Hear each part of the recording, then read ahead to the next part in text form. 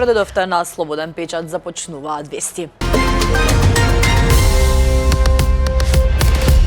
Во судницата во затворскиот комплекс Сидризово денеска продолжува судењето за пожарот во дискотеката Пулс во Кочани, во кој на 16 март 2025 година загинаа 63 лица, меѓу кои и деца, а над 200 беа повредени.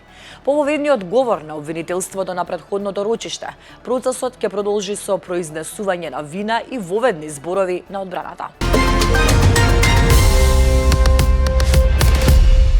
За 3 месеци или до крајот на март следната година, пратениците ќе расветлат неколку од најголемите несреќи во Македонија кои однесоа околу 130 човечки животи. Според најавите во декември во собранието треба да почне со работа анкетната комисија. Пратениците преку комисијата ќе треба на обвинителството да му посочат нови виновници за несреќата во Тетовската модуларна болница, за автобуските сообраќајки кај лајскарци во Бугарија, но и за пожарот во дискотеката Пулс. Иницијатива за формирање анкетна комисија поднесоа владеачките ВМРО ДПМН Вреди и Знам, додека председателот на собранието Африм Гаши барањето за формирање анкетна комисија за трагедијата во дискотеката Пулс во Кочани и ја врати на доработка на опозицијските партии СДСМ и Левица. Темата е на Мариела Трајковска. Поранешната министерка за внатрешни работи Гордана Јанкуловска објави дека Европскиот суд за човекови права ќе го разгледа нејзиниот случај во кој беше правосилно осудена на затворска казна за набавка на владиниот Мерцедес од 600.000 евра. Европскиот суд за човекови права денес објави дека отвора сериозни прашања во однос на документираните повреди на правото на правично судење во предметот против мене за набавката на блиндираното возило за потребите на државата.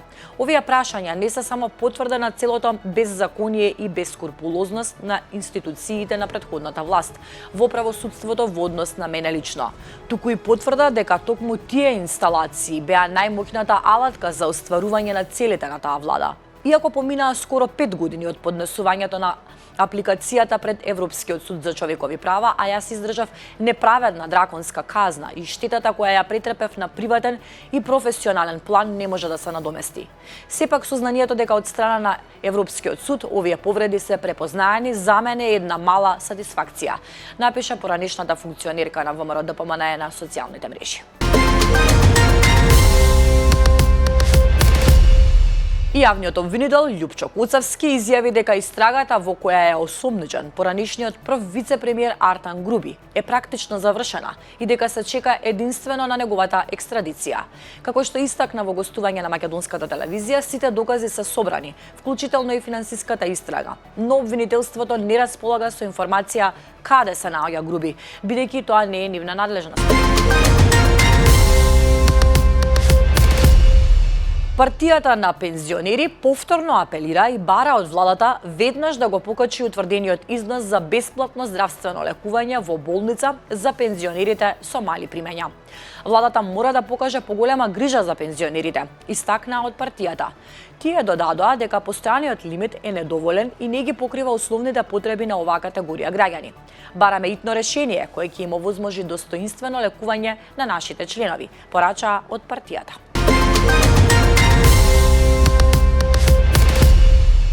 Ајде да се потсетиме каков воздух дишавме вчера. Загадување на воздухот што се смета за опасно беше забележано на мерните станици во повеќе македонски градови, а најзагадено вчера беше во Струмица, каде на дел од мерните места индексот кој комбинира повеќе параметри на квалитетот на воздух се искачи до 174.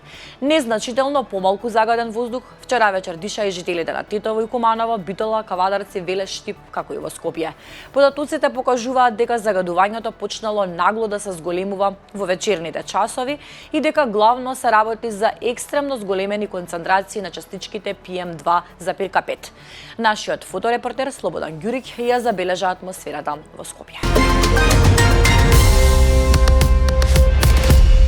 Обилните дождови во изминатава недела, што неколку пати беа најавувањени од УХМР, поради нивниот обем и последиците што можат да ги предизвикаат. По кој знае кој пат поплавија голем број улици и булевари низ Скопје, меѓу кои под вода отиде и сервисната улица, сместена зад спортскиот центар Кале во центарот на Скопје, сместен веднаш до кеот на Вардар.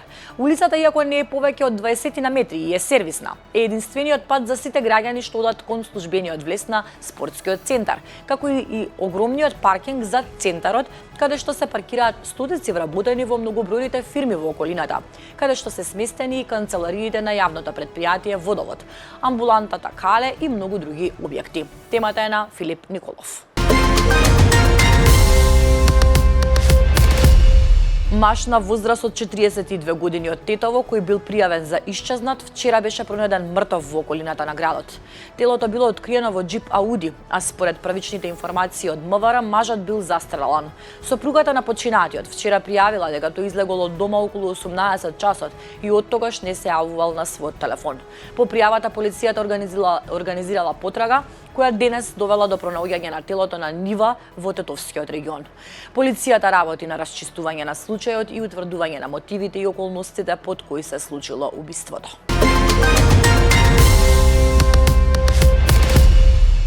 Паника на X. Повеќе потврдени профили што се представуваат како поддржувачи на американскиот претседател Доналд Трамп, а се од Македонија и од други делови од светот.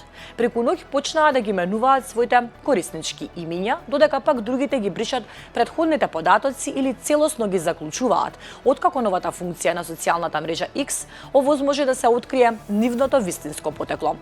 Опцијата About Disk Account, која стана достапна глобално оваа недела, прикажува од каде е корисничкиот профил, од кој регион се поврзува, колку пати е сменето корисничкото име и каков е неговиот верификацијски статус. Фан профилот на Ерик Трамп, еден од синовите на американскиот претседател, наместо Македонија сега прикажува потекло Источна Европа. А и потврдениот профил со вести за барон Трамп веќе не се води како македонски, туку исто така како профил од Источна Европа.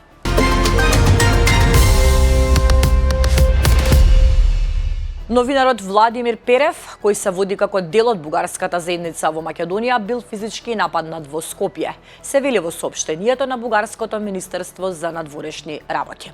Перев, 80 годишен, изјави за македонскиот портал Трибуна дека маж двојно помлад од него го удрил во лицето и му ги скршил наочарите затоа што бил дел од бугарската заедница во Македонија. Напаѓачот наводно извикал дека бугарите треба да одат во Бугарија. Бугарскиот министер за надворешни работи Георгиев разговарал со Перев и го уверил дека Бугарија ќе продолжи да му биде поддршка во ова тешко време за него. Министерството за надворешни работи остро осуди уште еден чин на насилство од омраза против бугарин во Македонија.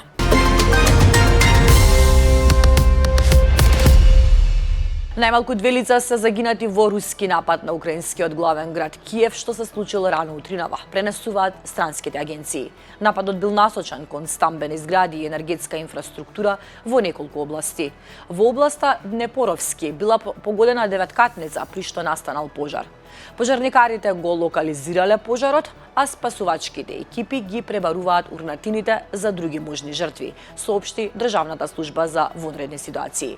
Овој удар доаѓа по ноќните напади со ракети и беспилотни летала во кои според украинските власти загинале 2 лица, 6 се повредени, а 18 лица, меѓу кои 3 деца биле спасени. CNN пренесува дека по неколку часа мир во градот. Сирените повторно се огласиле околу 5:30 наутро по локално време, додека Русија лансирале вторбран крстосувачки ракети кон Киев.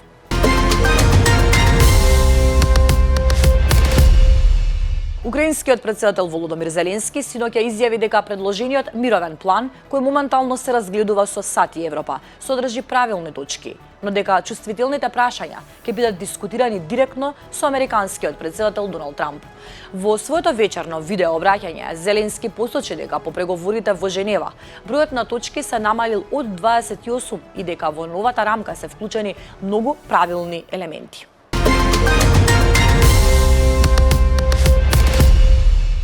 Најмалку 9 деца и една жена биле убиени откако пакистанските сили ја бомбардирале куќата на локален жител во афганистанската провинција Хост. Тој соопшти дека Пакистан извршил напади и врз провинциите Кунар и Пактика, при што биле повредени цивили.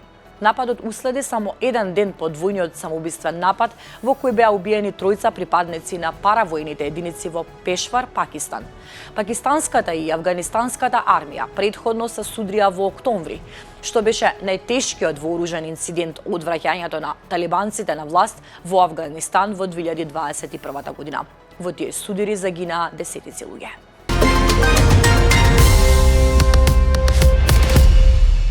После илјадници години мирување, вулканот Хајли Губи во оддалечената Етиопија се разбуди во неделата наутро со спектакуларна ерупција.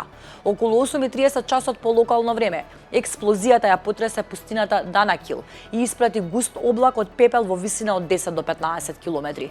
Ова е првата регистрирана ерупција на вулканот во историјата, што го прави историски настан за научниците кои ја проучуваат оваа област, која се наоѓа на 15 километри од познатиот вулкан Ертаале.